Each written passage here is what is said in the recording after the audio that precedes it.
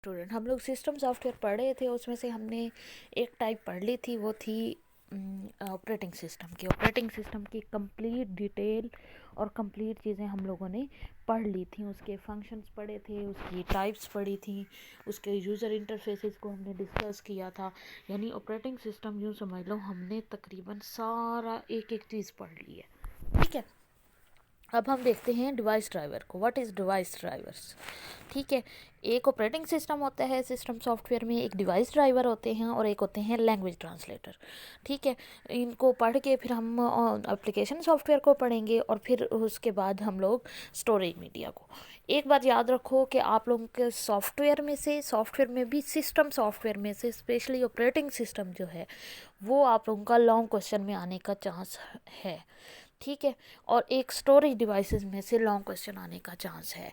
यानी कि 30% 2-4 क्वेश्चन जो हैं वो ऐसे हैं कि जिसमें से आप लोगों के लॉन्ग क्वेश्चन आएंगे और आप लोगों ने उनको बहुत अच्छे तरीके से प्रिपेयर करना है। वो मैं आप लोगों को टॉपिक बता दूंगी ग्रुप में।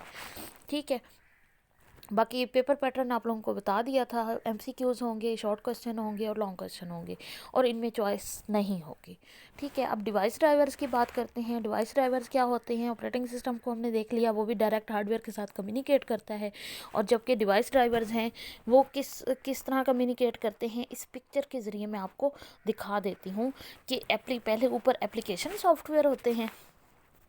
ठीक है, फिर दरमियान में यूज़र ड्राइवर, यानी ऐसा इंटरफेस होता है जिसके ज़रिए यूज़र कम्युनिकेट करता है नीचे डिवाइसेस के साथ और ऑपरेटिंग सिस्टम। अब ऑपरेटिंग सिस्टम के 2 पार्ट होते हैं, मैंने आपको पहले भी बताया था।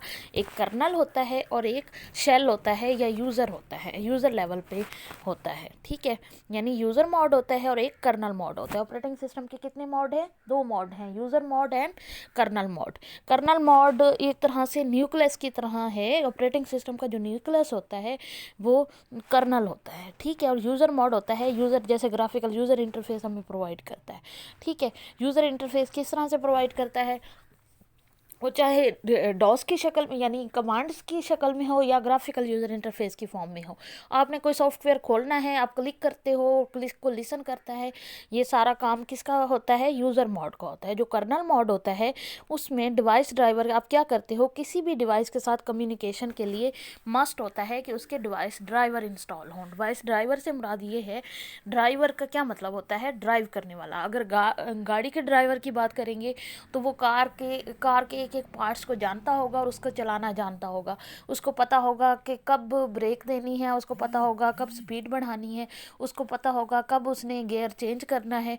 ये होता है कार के ड्राइवर का काम।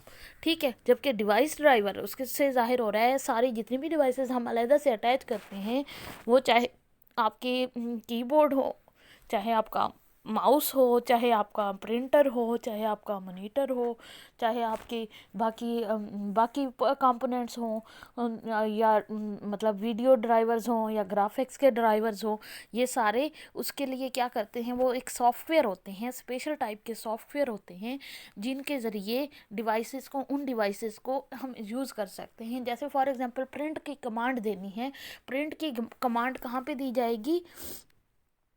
प्रिंट की कमांड हम देंगे